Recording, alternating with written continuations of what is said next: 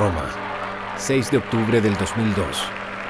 Miles de personas celebran la canonización del fundador del Opus Dei, una de las organizaciones más secretas e influyentes de la Iglesia Católica.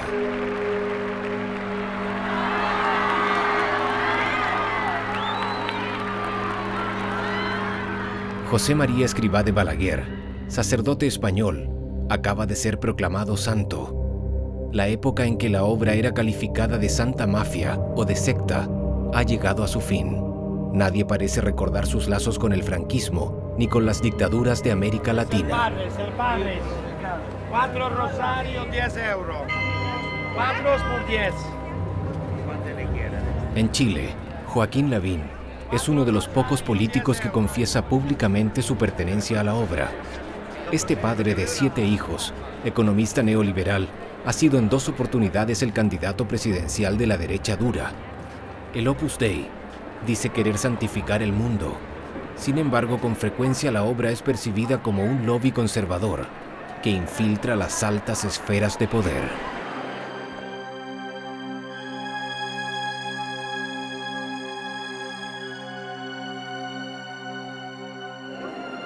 Apriétalo todo el rato. ¿Salió? Ya. Muchas gracias, perdón. Gracias. ¿Y la Asunción?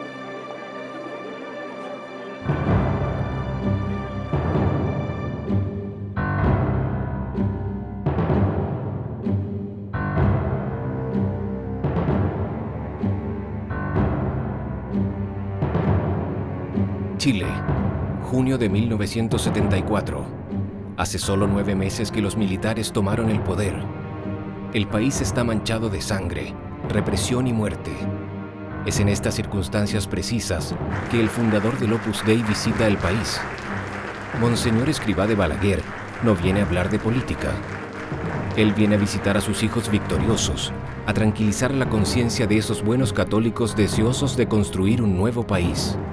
Hay que comenzar una cruzada de virilidad y pureza, y esa cruzada es obra vuestra, dirá el padre. Primero, yo no he fundado el Opus Dei. El Opus Dei lo ha hecho, es cosa del Señor. Y yo no he sido más que estorbo. ¿Está claro? De modo que pide perdón al Señor conmigo por mi poca correspondencia, por mis pecados. Pedir por los sacerdotes, por mis hermanos sacerdotes. Yo no conozco ningún sacerdote malo. Pero la realidad es que el mundo está muy revuelto. Escrivá permanece 11 días en Chile.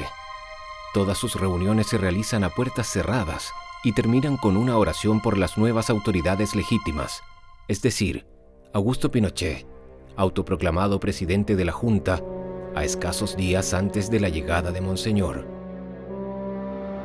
Más de 30 años han pasado desde la visita del fundador a Chile. El Vaticano le concedió el estatuto jurídico de prelatura personal de la Iglesia Católica. Pero aún así, la obra continúa rodeada de secretos. En Santiago, es un rumor el que nos lleva a este edificio en obras. Al parecer, el Opus Dei estaría construyendo su nueva prelatura.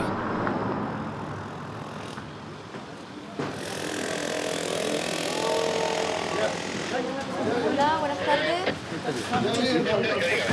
Caballero, ¿qué es lo que es esto? ¿Usted sabe lo que están construyendo, no?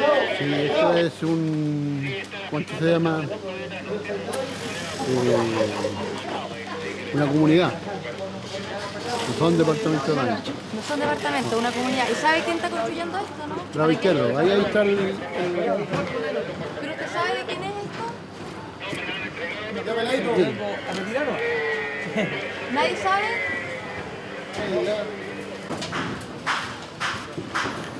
La nueva prelatura del Opus Dei no pertenece al Opus Dei. Es una sociedad anónima. Oficialmente la obra no posee ningún bien en Chile. La obra sería una institución pobre, solo rica de sus hijos. Todas sus empresas apostólicas, los colegios, institutos, centros de formación, pertenecen a sus miembros, cuya identidad no revelan. Hay muchos hombres diciendo yo tengo la verdad, pero la verdad es una fuerza, la palabra de Dios. Yo no he venido a predicar esta religión. Buenos días, caballero. Buenos días. ¿Usted sabe lo que es el Opus Dei? No tengo ni idea. ¿Ha escuchado hablar? Sí, creo que es una religión, pero de ahí nada más. El Opus Dei es una fuerza diabólica que rige la tierra. Mientras el hombre no se rija por los 10 mandamientos que dejara Jehová y los cumpliera Jesucristo, ahí está la verdad. La extrema derecha de la Iglesia Católica. ¿Y sabe algo más? No me interesa. Escribá la que fue cómplice de la dictadura de Franco. Hizo persecuciones religiosas, incluso a los curas vascos, olvídese. A los curas catalanes, olvídese, y a algunos curas de acá también.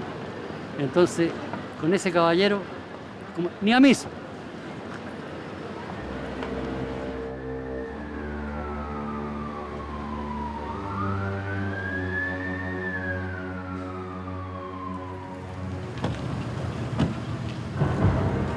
¿Por qué una institución de la Iglesia Católica actúa de forma tan poco transparente?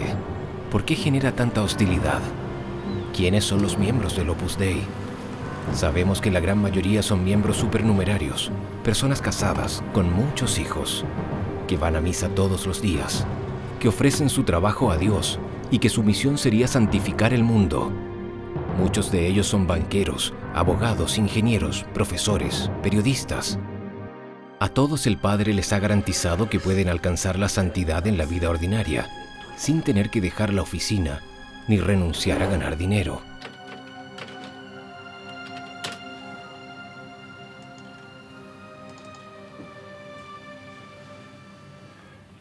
Así que, ya Claudio. Yo creo que cualquier católico tiene que buscar la santidad. Y lo que aporta el Opus es una santidad muy aterrizada.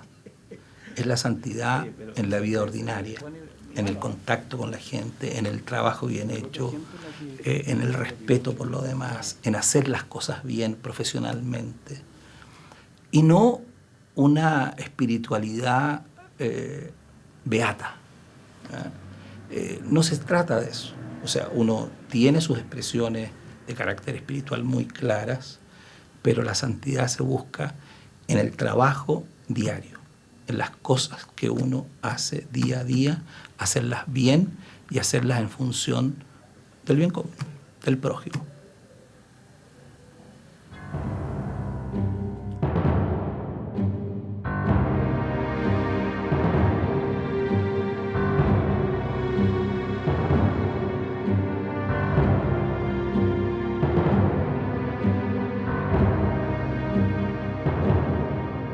Benjamín. Benjamín.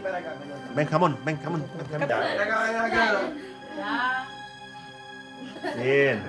Un close-up. En nombre del Padre, el Hijo y el Espíritu Santo. Amén. Bendícenos, Señor, a nosotros y a estos alimentos que recibimos de tus manos. Amén. Que el Rey de la Gloria Eterna nos haga partícipe del banquete celestial. Amén. El padre decía que una madre ya es santa después del 8º hijo. Jorge Alé tiene 12. Su familia es la encarnación misma de estos hogares luminosos y alegres, idealizados por el fundador. En el Opus Dei, los miembros casados forman la tropa, cuyo deber es engendrar los soldados de la milicia de Cristo, la tropa que obedece y propaga las ideas de la obra. Es aproximadamente a partir de los 6 años que los niños de estas familias comienzan a recibir una dirección espiritual en las casas del Opus Dei.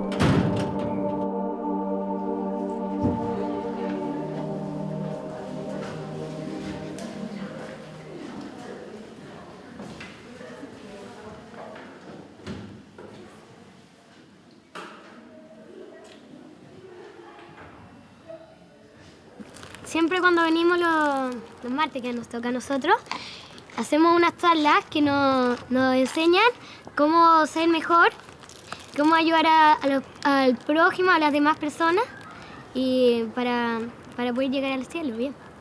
Y una vez al mes, los martes, una vez al mes, en vez de charla tenemos meditación, como una charla con el Padre. Quiero ser profesora y tener harto hijos. Y también quiero ser del Opus Dei. Yo quiero también ser numeraria, pero no sé si Dios me llama. ¿Y ustedes saben lo que es una numeraria? Sí. ¿Qué es lo que es? Es una persona que Dios la llama a que se entregue. Es casi una monjita, pero menos sacrificado. Y que vive en una casa común y corriente, con un oratorio, y no se pueden casar tampoco. Y también es de la obra, el Opus Dei. Y también en el Opus Dei hay supernumeraria, que son personas casadas que son del Opus Dei. ¿Ustedes rezan en la noche? Sí. ¿Y por qué piden? Por la madrina de mi hermano chico que está con cáncer. Por las almas del purgatorio. Para que haya más sacerdotes. Para que recite bien la canonización. Para que no se haga la ley del divorcio. Y para que todo el mundo se convierta también. Y sepa lo que es el Opus Dei. Por eso. En el Opus Dei, la tropa la dirige el Estado Mayor de Cristo, compuesto solo por miembros solteros, los llamados miembros numerarios. Ángeles es abogada, y como todos los miembros numerarios, ha hecho promesa de castidad, pobreza y obediencia a la obra. La idea es ser un hombre de Dios, pero parecer un hombre del mundo. Juan Daneman no usa sotana, pero también forma parte de la Milicia de Cristo. Es el director de este colegio del Opus. Joaquín García Huidobro es profesor de universidad. Conoció al fundador en 1974. Y en este grupo de estudiantes es Jorgito Ale, primero del curso, quien ha sido escogido por Dios.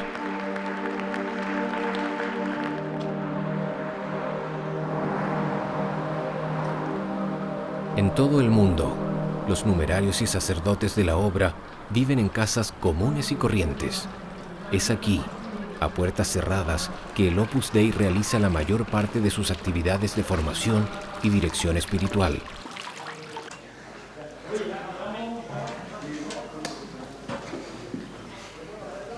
Nicolás tiene 23 años.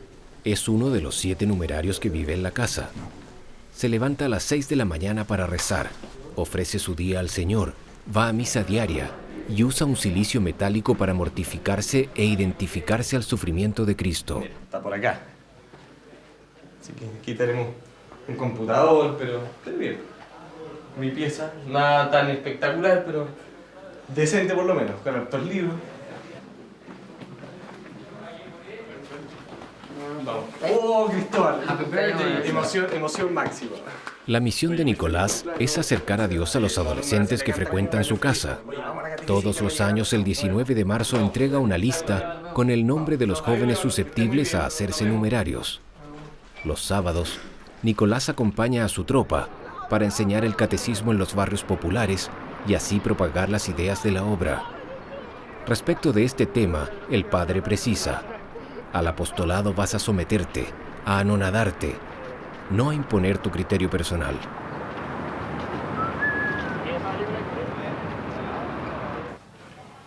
La familia es la base de toda sociedad. Si se destruye la familia, se va a terminar destruyendo la sociedad. ¿Ya? Entonces ese es el gran problema que tiene el divorcio y por eso nosotros tenemos que rezar mucho para que esta ley de divorcio no se apruebe. ¿Ya? Bien. Eso, entonces vamos a dictar un poco ahora. ¿Ya?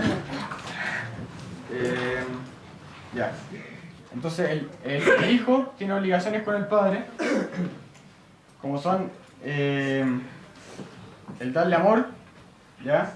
Serles obedientes, porque ellos representan a Dios en la tierra, ¿ya?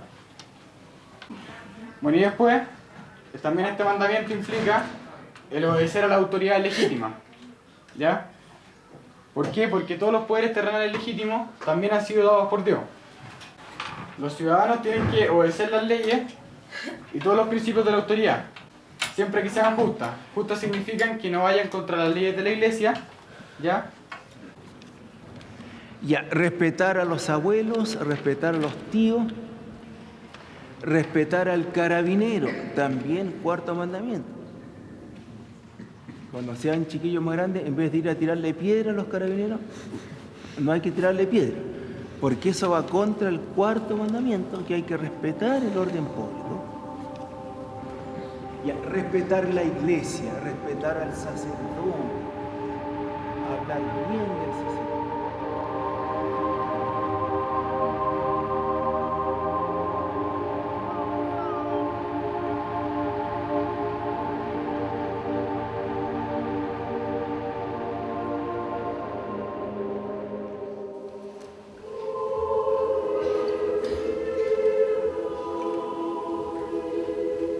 Hoy se celebra la misa en memoria de Jaime Guzmán, ideólogo máximo de la dictadura, cerebro gris de Pinochet.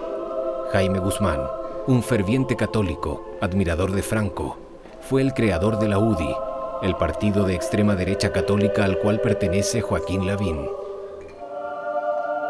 La misa fue organizada por este hombre, Gonzalo Rojas Sánchez, historiador, miembro numerario del Opus Dei, fanático defensor de la dictadura, director honorario de la Fundación Pinochet. Para muchos chilenos, los herederos de Pinochet integrantes de la UDI y el Opus Dei estarían estrechamente ligados. El Opus Dei dice no tener fines políticos, pero hay visiblemente una contradicción entre lo que pretenden y lo que la sociedad percibe.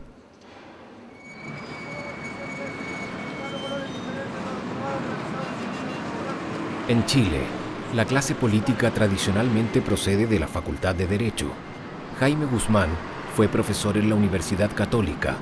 Curiosamente, Gonzalo Rojas Sánchez y otros miembros de la obra enseñan en esta facultad. Y es aquí donde reclutan a los posibles líderes políticos del mañana, como Luis Alejandro Silva.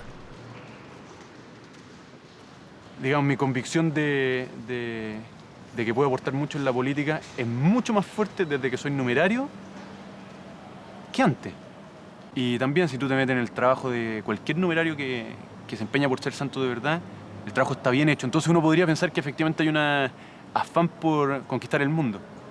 Pero es que eso es solamente la consecuencia de querer hacer un trabajo bien hecho para Dios. ¿Por qué me quiero dedicar a la política? Por una cuestión muy de fondo, que es un poco ambiciosa, pero creo que es posible, que es cambiar un poco la mentalidad de este país, de mucha gente por lo menos, que yo encuentro que somos muy estatistas. Y lo esperamos un poco todo del Estado, aunque el Estado nos dé poco, pero lo seguimos esperando todo digamos, de la institución, y no nos damos cuenta, yo me incluyo, del poder que tenemos en nuestras manos, digamos, de lo que somos capaces de hacer. Entonces me gustaría ser político para eso, no para... Bueno, obviamente que para influir también lo más posible en las leyes, o sea, que sean leyes acordes con la moral, digamos. Pero también por esta cuestión de fondo, ¿sí? De hacer que la gente crea más en sí misma, o sea, de lo que es capaz. ¿Es que tú puedes leer lo que tú quieras e ir al cine a ver lo que tú quieras? No. ¿Me puedes contar más? Es que eso va a sonar demasiado mal, prefiero no... ¿Pero es cierto o no es cierto? Sí, pues. Es el tema que me preocupa, por eso te lo pregunto. Bueno, es que yo te respondería que leo lo que yo quiero y no voy al cine. Eso es lo que yo te respondería.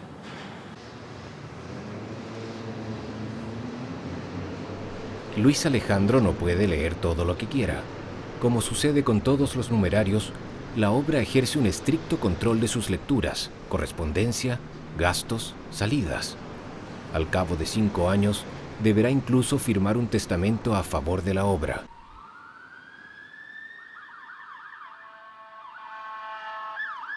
Luis Alejandro decidió asociarse al Opus Dei sin discutir previamente con su padre, un abogado que no comprende el hecho que su hijo haga promesa de obediencia, castidad y pobreza a una institución que se dice de naturaleza laica. Cuando él se metió a Opus, yo le mandé una carta en que pueden haber resúmenes de todas estas cosas. Es una carta bastante larga en la que yo le daba todas mis razones, que se las había dado verbalmente, pero quería dejarlas por escrito. Y lo único que le pedí es que no se la mostrara a nadie del Opus. Le dije, no se la vaya a mostrar, pensando en el Cura Ibáñez, que es impresionante, inteligente. Y yo dije, o sea, a mí me saca a duelo el padre Ibáñez y sacamos los dos las espadas y en 2 toques me tiene contra la pared. O sea, yo con él, le dije, con él yo no voy a debatir. Porque yo tengo una prerrogativa, le dije, yo tengo un derecho que nadie tiene. soy tu padre. Y ese derecho lo voy a ejercer. Y aquí está, este es mi testimonio. Pero esto no es para debatir con el Opus, porque el Opus me revienta. O sea, son gente muy preparada, son gente estudiosa, son gente realmente de una capacidad intelectual superior al normal, si eso no cabe duda. Prueba de ello es la organización que tienen, cómo lo han hecho, las cosas que logran. O sea, son realmente fuera de serie. Entonces yo con eso fuera de serie no entro al debate porque salgo derrotado. Y yo en general cuando entro a pelear con alguien es porque quiero ganar.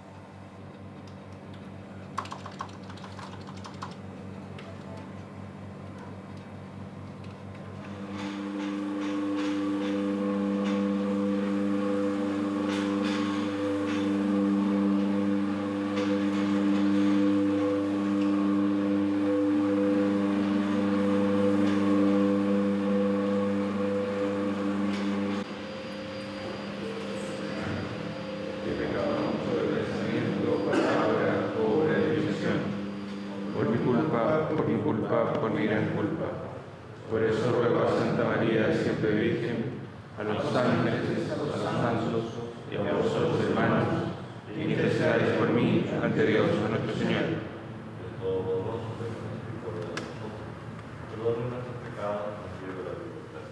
Amén. Señor, ten piedad. Entrar al corazón del Opus es entrar a un mundo de oración, de obediencia y disciplina. Hay un orden establecido, una jerarquía, una constitución. Respecto de las reglas internas de las residencias, el fundador escribía: los que viven en la residencia no hablan para nada con las personas del servicio doméstico, ni saben sus nombres, y tampoco las ven nunca, ni siquiera las que sirven la mesa. Amalia forma parte de aquellas que no se ven. Es una numeraria auxiliar. Amalia ha hecho promesa de castidad, pobreza y obediencia a la obra, pero está consagrada exclusivamente a las labores domésticas dentro de las casas del Opus. El trabajo de la Virgen María lo llama ella. Amalia, como muchas de las numerarias auxiliares, proviene de una familia modesta, pero esto no la exime de entregar todo su salario a la obra. ¿Qué quiero de la vida? Que mucha gente se acerque a Dios y se salve. ¿Qué crees tú que se necesita para salvarse? Creer en Dios, evidentemente vivir los mandamientos y vivir en gracia de Dios. Nada más. ¿Y para ser santo, tú quieres ser santo? Sí, quiero ser santa. Pienso que es para lo que Dios me ha llamado.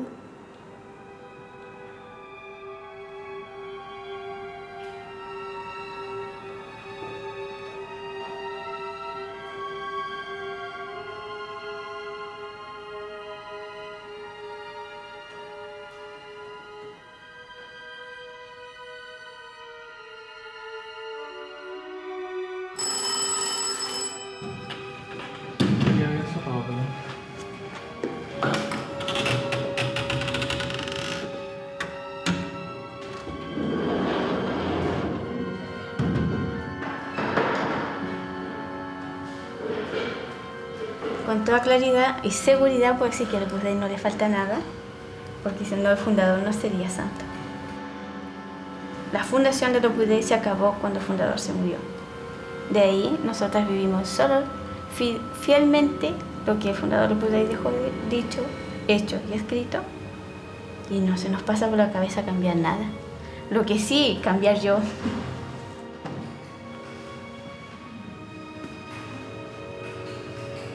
Como el Padre escribió en Camino, obedecer camino seguro, obedecer ciegamente al superior, camino de santidad, obedecer en tu apostolado, el único camino, porque en una obra de Dios el Espíritu ha de ser, obedecer o marcharse. El Opus Dei dice que para entrar al Opus la puerta es pequeña, que no es fácil, pero que para salir están grandes y abiertas. En la práctica, numerosos testimonios de ex miembros de la obra cuentan que han sufrido una gran presión psicológica y espiritual para evitar que dejen la institución.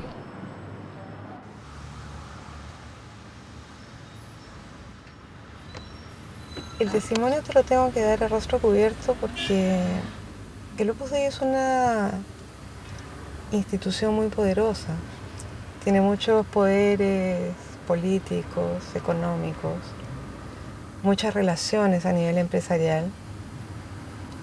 Los métodos que él utiliza cuando hay gente que no está de acuerdo y cuando hay gente que hablaba en contra de ellos es de difamarlo. Y yo la verdad que no me quiero arriesgar a eso, sobre todo a nivel profesional.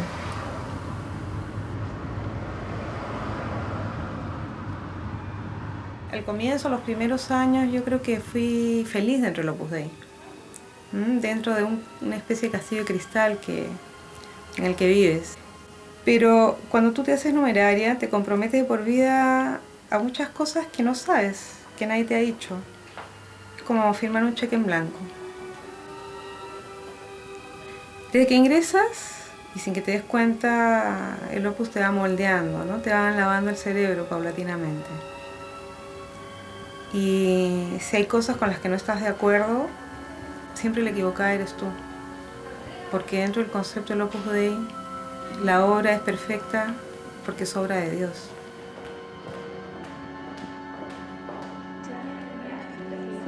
Y en ese contexto hubo cosas con las que yo no estaba de acuerdo. Por ejemplo, con la coacción que había que ejercer sobre las jóvenes, sobre las niñas que iban a las casas, para que pidieran ser numerarias, siendo que muchas no querían serlo, ¿no? Y prácticamente se les chantajeaba y se les presionaba en el nombre de Dios.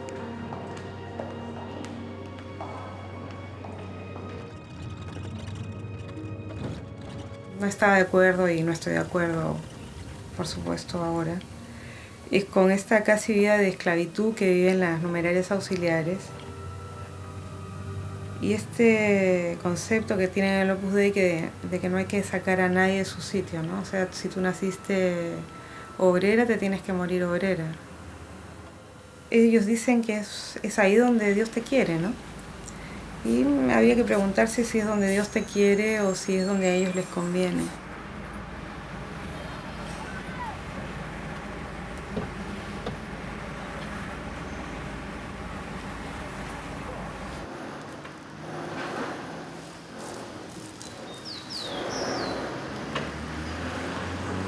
En Camino, el fundador escribió: ¿qué afán hay en el mundo por salirse de su sitio?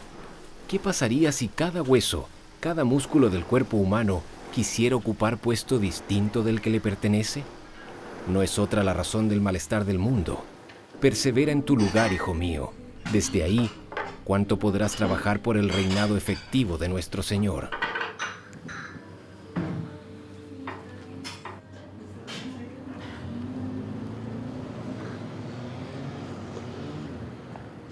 Bueno, yo entré a trabajar acá a los 18 años y venía saliendo del colegio recién, entonces tenía toda la ilusión de volver a estudiar, de seguir estudiando.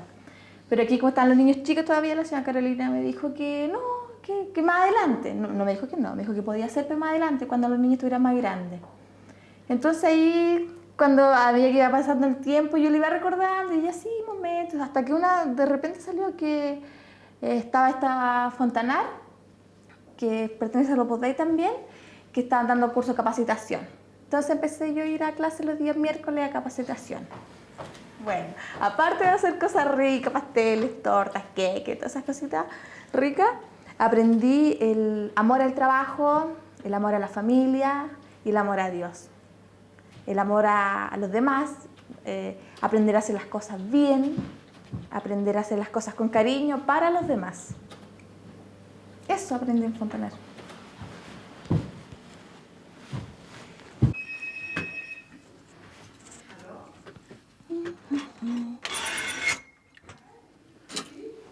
Ay, no podría explicar cómo creo que lo puse. Una espiritualidad, pues, es decir, una forma de enfrentar la vida, de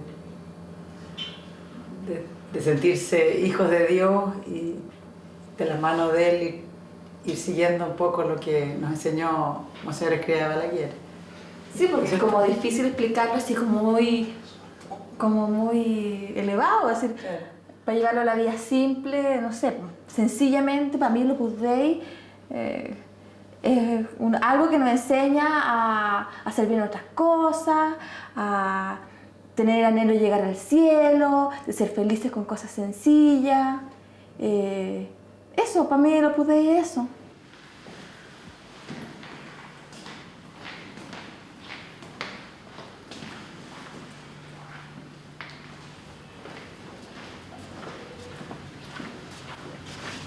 Esto es Fontanar, el centro de formación del Opus Dei en que Mónica hizo sus estudios. En muchos lugares del mundo, la obra tiene estas escuelas de hotelería y cocina. La idea es formar buenos empleados y propagar el mensaje de la obra, la santificación a través del trabajo ordinario.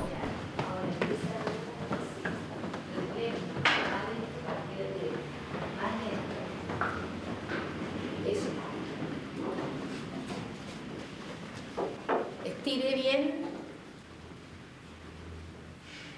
que quede plano, las esquinas, ahí, mete eso bien en las esquinas, eso, sobre todo que la cobertura quede bien derecha, eso. ¿Por qué es tan necesaria la formación de la conciencia?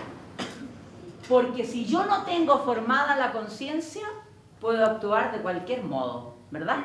Y caer en ese término que decíamos antes y que vimos también en el hombre light, del relativismo, ¿cierto? Que todo da igual, todo da lo mismo y todo vale, ¿cierto? Para que no caigamos en ese error, entonces formamos la conciencia. Entonces es una ciencia práctica, porque aplicamos la norma. Entonces la conciencia, el juicio de conciencia, no es autónomo, tenemos que formarla. La conciencia no crea la norma, pero sí la aplica, ¿cierto? Las que no tienen fe pueden pensar que a lo mejor la norma viene de cualquier autoridad, pero la autoridad máxima en la tierra y en el cielo es el que está arriba. Porque nos guste o no nos guste, es el que Él lleva los hilos de nuestra vida, ¿cierto? Entonces la conciencia se llama verdadera cuando se ajusta a la norma moral objetiva. ¿Dada por quién? Dada por Dios.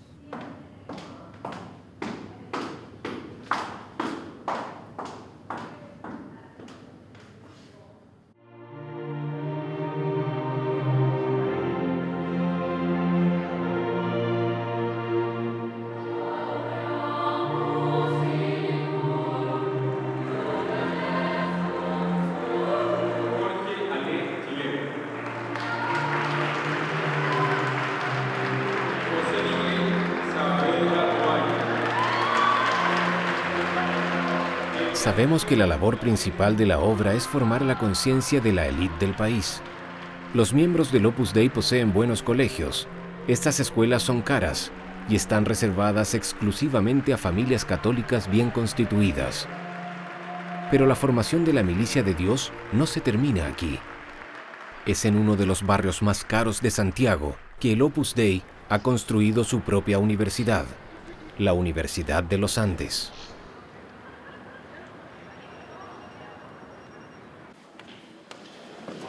Joaquín García Huidobro es miembro numerario y doctor en filosofía. Como la mayoría de los profesores que enseñan en esta universidad, ha pasado por Navarra, la Universidad del Opus Dei en España. Aquí podemos notar el sello del Opus Dei en esta biblioteca, en varias cosas. En primer lugar, lo más visible es que está limpia.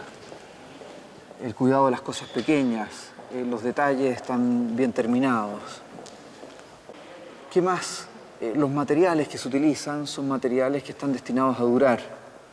La gente que ha colaborado en este proyecto sabe que en 300 años más, que en 400 años más, queremos que esta biblioteca siga funcionando.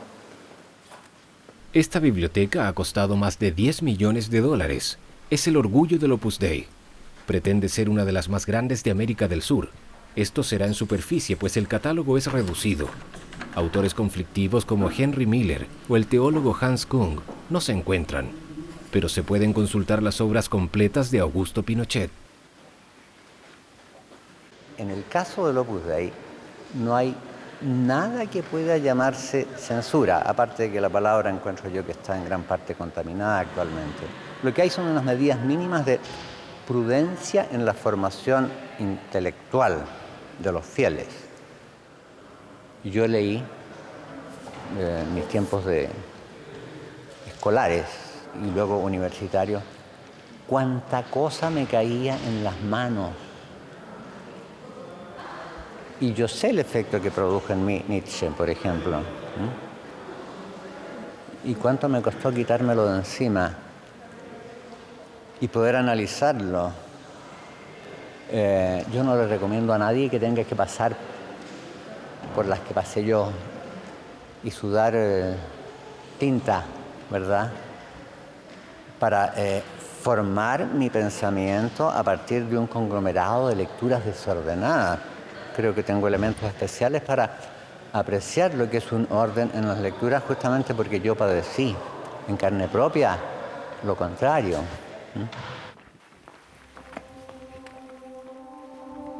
No es solo para proteger valiosas obras que esta biblioteca fue construida. El lugar también sirve como sala de recepción de visitas ilustres para las más grandes fortunas del país. La obra necesita dinero para sus empresas apostólicas y los empresarios se encuentran en el Opus Dei, una institución en que el éxito económico y personal, lejos de ser estigmatizado, es promovido y celebrado.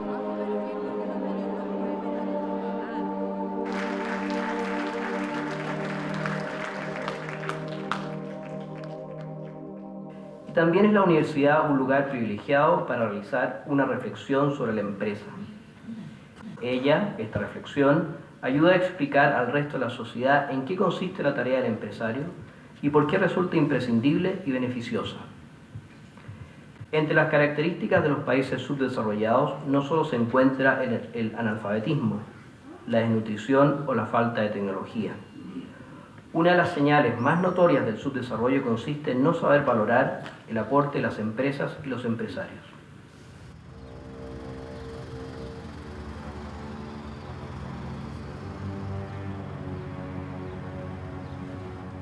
La dictadura fue un período de cambios irreversibles. No fue solo un período de terror y sangre. Esta también significó la imposición brutal del modelo neoliberal. Los buenos índices macroeconómicos solo benefician a un 20% de la población. El Opus Dei no es una institución de caridad, sin embargo participa a la santificación de los más necesitados. En La Pintana, uno de los barrios más pobres de Santiago, los miembros del Opus Dei han construido esta escuela técnica modelo. Nocedal es un colegio precioso. Los chicos tienen una cancha de fútbol, su propia orquesta de cuerdas y los alumnos y padres del barrio están felices. Nocedal se ha convertido en la vitrina social del Opus Dei en Chile.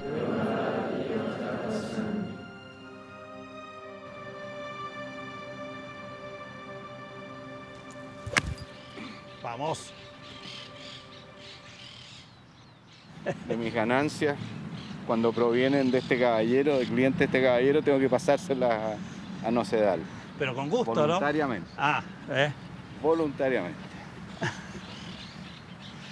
O sea, ¿qué interés busca un empresario cuando ayuda a Nocedal? En primer lugar, tener trabajadores que estén mejor dispuestos, con mejor disposición de ánimo, con una comprensión mayor de lo que es la sociedad. Y en segundo término, que ellos contribuyan a la armonía social. O sea, cuando uno tiene trabajadores que no están conscientes de su rol como personas, como ciudadanos, evidentemente va a crear gente que no está consciente, conforme, y eso trae como consecuencia una mayor nivel de conflictibilidad.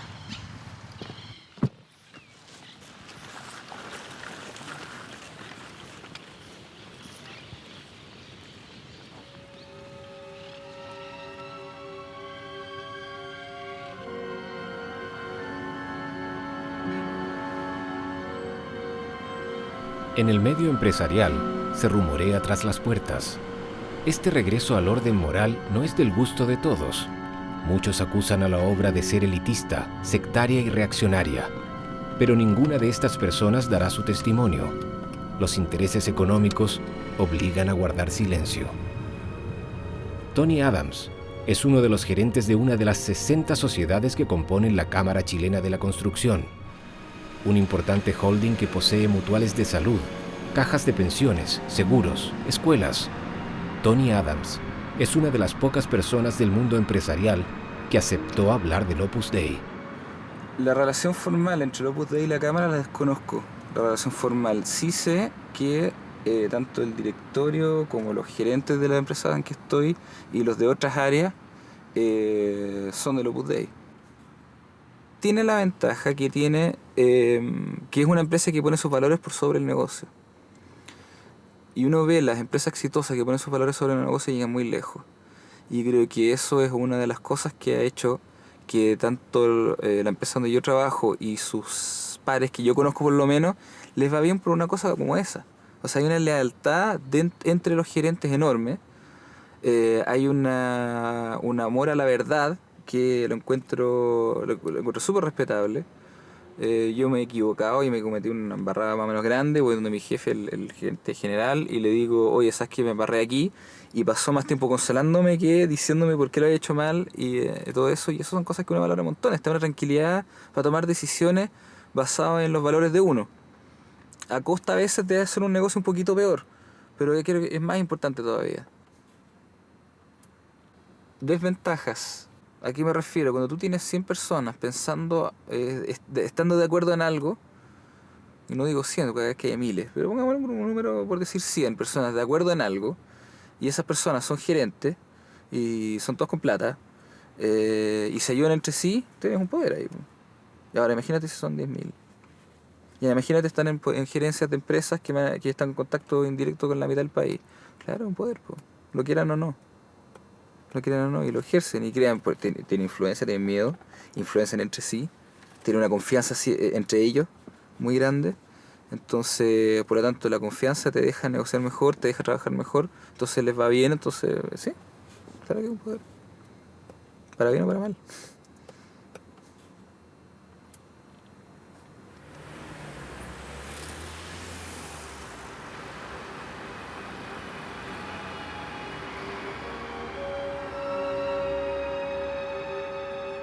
No es fruto del azar si encontramos muchos empresarios y ejecutivos ligados a la obra.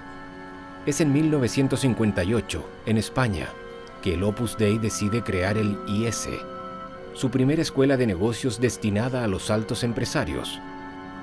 Rafael Termes, numerario y uno de los fundadores de esta escuela, escribía que el capitalismo había sido casi revelado por Dios.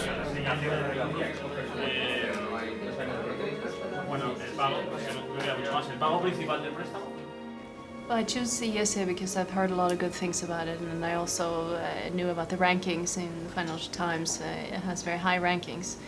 That's why I wanted to come to ESA. Also because they have a bilingual program that I think is very useful for the future. And very high level of the teachers. And did you know that it belongs to the Opus Dei? Yes, I was aware of it. And do you know something about it?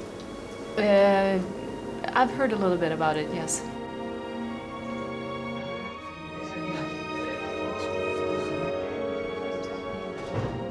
Para que funcione bien un mercado, necesita haber un nivel ético alto entre los agentes económicos, porque si no, lo que llaman los costes de transacción son tan altos que dificultan las transacciones comerciales.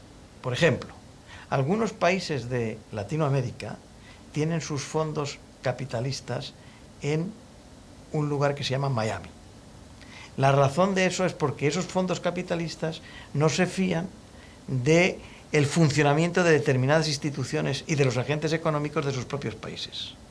Lo cual indica que una de las maneras de desarrollar Latinoamérica sería elevando el nivel de comportamiento ético de los agentes económicos. Y eso no solamente no está reñido con el cristianismo, sino que va de luimem con el cristianismo.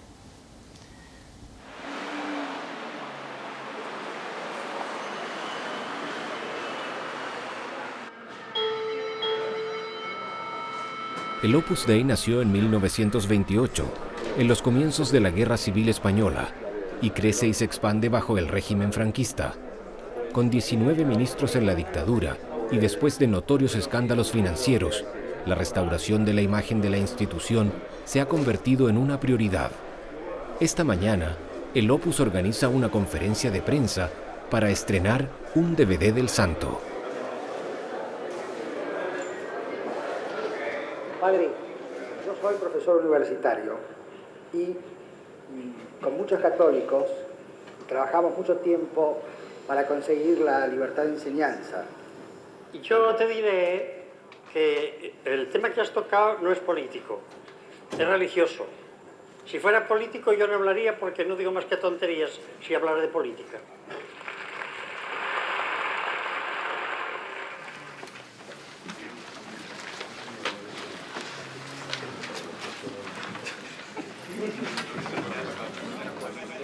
Bueno, aquí lo han ligado al franquismo y en Chile me parece que también lo han ligado como al pinochetismo también, ¿entiendes? Pero la verdad es que en un principio, porque lo tengo que decir, fui bastante antipinochetista, pero a través de que fui conociendo de mi trabajo mismo como periodística, que tuve más contacto con políticos y con una serie de cosas que eran lejanas a mí en el momento que yo no era periodista, he ido como conociendo otras cosas, he tenido más amplitud. Respecto del pinochetismo, ¿ha cambiado su opinión también? Sí, por supuesto, claro que lo ha cambiado, porque a mí me parece que él hizo una labor, y no se le puede negar eso, una labor positiva para el país.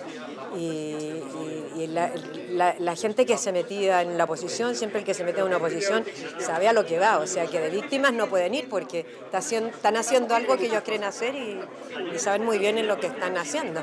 Y él tenía que tomar esas determinaciones para poder sacar el país adelante, y yo considero que lo ha sacado.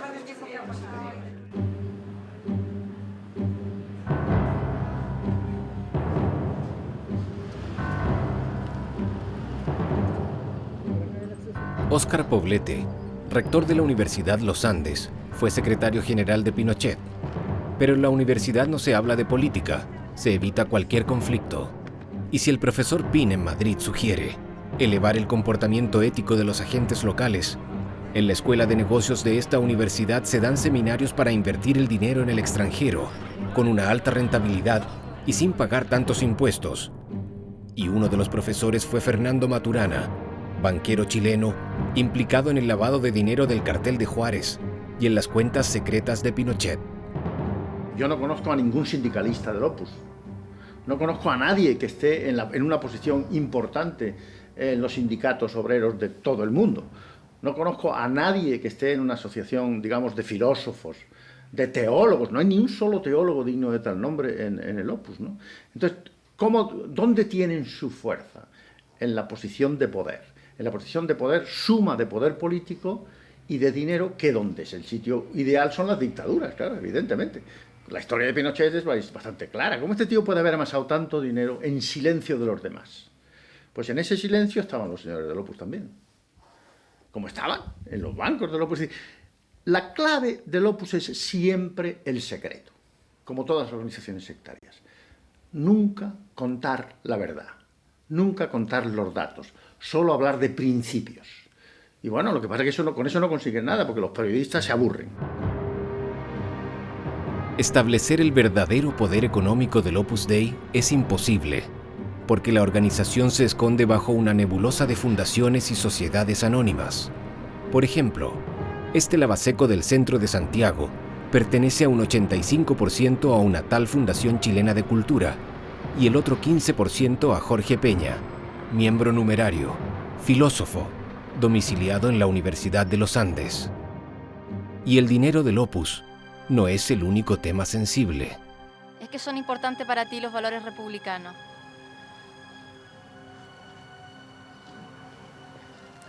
Tendría que pensar un poco eso antes de contestar. No.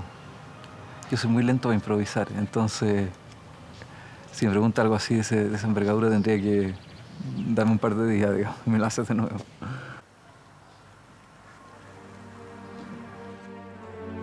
El fundamentalismo no obedece a las leyes de la República, sino a las de Dios. En el Opus Dei es la palabra del fundador que está por sobre todo, El Padre ha dicho, el Padre lo quiere. Ese es el argumento que justifica todo tipo de orden o de decisión.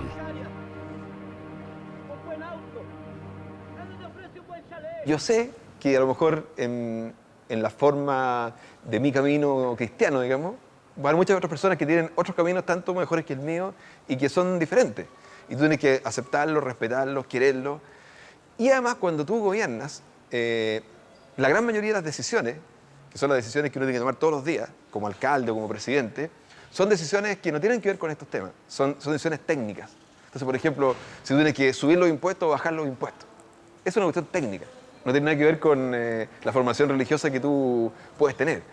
O si, no sé, pues si tú crees que hay que invertir la plata en el proyecto A o en el proyecto B, eso no tiene nada que ver.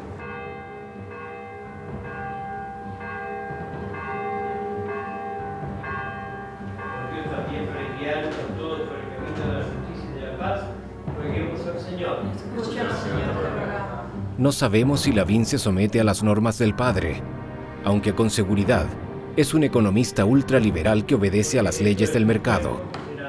Lavín pudo haberse convertido en el primer presidente Opus Dei en el mundo. En todo caso, la obra no necesita a Joaquín Lavín para cumplir su misión. Con cerca de 90.000 miembros repartidos en más de 80 países, el Opus Dei es sin duda uno de los movimientos más poderosos de la Iglesia Católica.